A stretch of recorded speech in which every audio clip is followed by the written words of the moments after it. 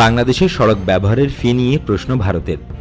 চট্টগ্রাম মংলা সমুদ্রবন্দর হয়ে বাংলাদেশের অভ্যন্তর দিয়ে উত্তর পূর্বের রাজ্যগুলোতে পণ্য পরিবহনে সড়ক ব্যবহারের ফি নিয়ে প্রশ্ন তুলেছে দেশটি।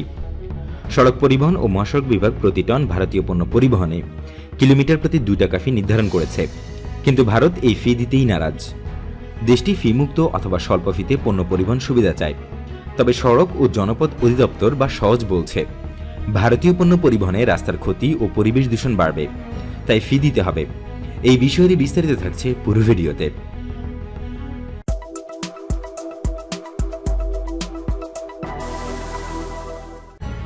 ভারত চাইছেটা কি তাই বুঝতে পারছে না বাংলাদেশ।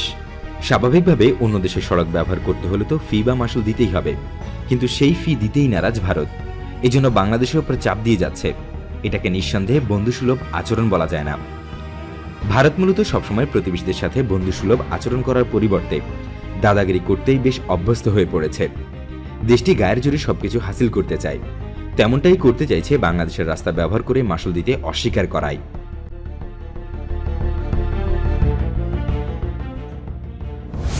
সড়ক ব্যবহারের ফি বিষয়ে মঙ্গলবার বিকেলে সড়ক পরিবহন সচিব নজরুল ইসলামের সঙ্গে তার কার্যালয়ে বৈঠক করছেন ঢাকায় নিযুক্ত ভারতের উপহাইকমিশনার বিশ্বদীপদের নেতৃত্বে প্রতিনিধি দল।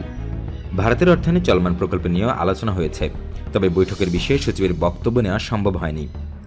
2018 সালের অক্টোবরে সই হওয়া চুক্তিতে বাংলাদেশের চট্টগ্রাম ও মংলা বন্দর ব্যবহারের সুবিধা পেয়েছে ভারত। পরীক্ষামূলক যাত্রা হিসেবে গত জুলাইয়ে কলকাতা বন্দর থেকে ডাল ও টিনবাহী জাহাজ চট্টগ্রাম বন্দরে আসে। পণ্য খালাসের পর তা ট্রাকে বাংলাদেশের সড়কপথে আখাউড়া বন্দর হয়ে ভারতের ত্রিপুরায় পাঠানো হয়।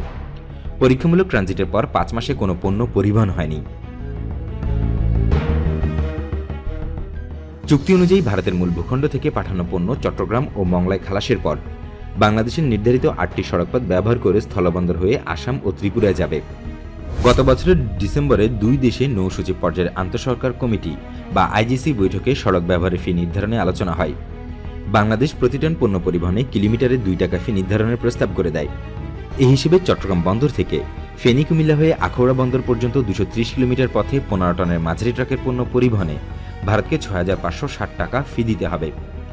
চট্টগ্রাম বন্দর থেকে কুমিল্লা ব্রাহ্মণবাড়িয়া হয়ে সিলেটের শেওলা স্থলবন্দর দিয়ে ভারতের আসামে পণ্য পরিবহনে 427 কিলোমিটার পথে 15 টনের ট্রাককে 10,360 টাকা মাসুল দিতে হবে। মংলা বন্দর থেকে গোপালগঞ্জ, মাওয়া, ঢাকা, নরসিংদী, আশুগঞ্জ, সিলেট হয়ে শেওলা বন্দর দিয়ে আসামে পরিবহনে 494 কিলোমিটার রাস্তা ব্যবহারে 12,725 টাকা ফি দিতে হবে। মংলা থেকে তামাবিল বন্দর হয়ে 15 টন পণ্য পরিবহনে ফি নির্ধারণ করা হয়েছে 13,175 টাকা। সড়ক ব্যবহারে ফি ছাড়াও পণ্য পরিবহনে ডকুমেন্ট চার্জ 30 টাকা, প্রতি টনে ট্রান্সশিপমেন্ট চার্জ 20 টাকা, প্রতি টনে সিকিউরিটি চার্জ 100 টাকা, প্রতি টনে এসকর্ট চার্জ 50, প্রতি টনে প্রশাসনিক চার্জ 100 এবং প্রতি কন্টেইনার স্ক্যানিংয়ে 254 টাকা নির্ধারণ করেছে বাংলাদেশ রাজস্ব বোর্ড। এছাড়া ইলেকট্রিক লক ও সিল বাবদ প্রতি টনে প্রথম 48 ঘন্টায় 600 টাকা, পরবর্তী প্রতি ঘন্টার জন্য 50 টাকা প্রস্তাব করা হয়েছে। সড়ক ব্যবহারে মাসুল ছাড়াও ইলেকট্রিক লক ও সিল ফি নিয়েও আপত্তি রয়েছে ভারতের। সেন্টার ফর পলিসি ডায়ালগ বা সিপিডির সম্মাননীয় ফেলো অধ্যাপক মুস্তাফিজুর রহমান 2011 সালের ট্রানজিট কমিটির সদস্য ছিলেন। তিনি বলেছেন, সড়ক ব্যবহারের ফি নির্ধারণ খুবই যৌক্তিক। বাংলাদেশের বন্দর ও সড়ক ব্যবহারের সুবিধা পাওয়ায় ভারতের মূল ভূখণ্ড থেকে কম সময় ও খরচে পণ্য উত্তর পূর্ব রাজ্যগুলোতে যাচ্ছে। এসব পণ্য পরিবহনে বাংলাদেশের সড়কে গাড়ি চলাচল করবে।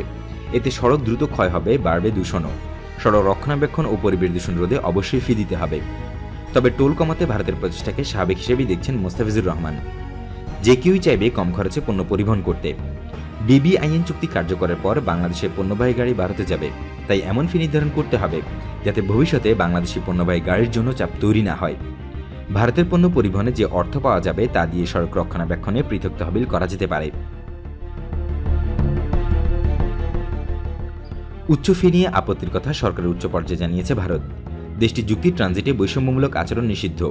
প্রতি টন পণ্যের জন্য কিলোমিটার প্রতি 2 টাকা ফি বৈষম্যহীন নীতির সঙ্গে সংগতিপূর্ণ নয়। ভারতীয় পণ্য সমুদ্র বন্দরে খালাসের পর বাংলাদেশের ট্রাকে সড়কপথে ভারতে যাবে। ভারতের ট্রাক বাংলাদেশে ঢুকবে না। বাংলাদেশের ট্রাক সড়ক ব্যবহারের জন্য নিবন্ধিত। ট্রাকের মালিক শ্রমিকের সঙ্গে পণ্যের আমদানি রপ্তানিকারক আলোচনায় ভাড়া নির্ধারণ করে যেতে পারে। বন্দরে এক দফা নির্ধারিত মাসুল দিতে হবে, এরপর সড়কে মাসুল নিলে ব্যয় বেড়ে যাবে। ট্রানজিট ব্যবহারে আগ্রহ হারাবেন আমদানি রপ্তানিকারকরা। চট্টগ্রাম বন্দরে অন্য দেশের জাহাজে আসা পণ্যের টন প্রতি ডকুমেন্ট ফি 10 টাকা, ভারতের পণ্যের জন্য তার টন প্রতি 30 টাকা নির্ধারণ করা হয়েছে। সিকিউরিটি ফি 100 টাকা নির্ধারণ নিয়ে আপত্তি তুলেছে ভারত। প্রধানমন্ত্রীর একজন উপদেষ্টা বাংলাদেশ ভারতের বন্ধুত্বপূর্ণ সম্পর্কের দৃষ্টিকোণ থেকে সড়ক ফির বিষয়টি বিবেচনা করতে সহজকে চিঠি দিয়েছেন। এই চিঠির মতামত দিয়ে সংস্থাটি জবাবে বলেছে, দুই দেশের চুক্তির 8 ধারা অনুযায়ী সড়ক ফি আদায়ের সুযোগ রয়েছে। ফি নির্ধারণ করা হয়েছে 2014 সালের টোল নীতিমালা নীতি অনুযায়ী। অর্থনৈতিক ও গাণিতিক বিশ্লেষণের মাধ্যমে 15 টনের ট্রাকে প্রতি কিলোমিটার ফি 1 টাকা 85 পয়সা। এর সঙ্গে পরিবেশ ও শব্দদূষণ মাশুল যোগ করে প্রতি টন পণ্য পরিবহনের প্রতি কিলোমিটারে 2 টাকা ফি ধরা হয়েছে।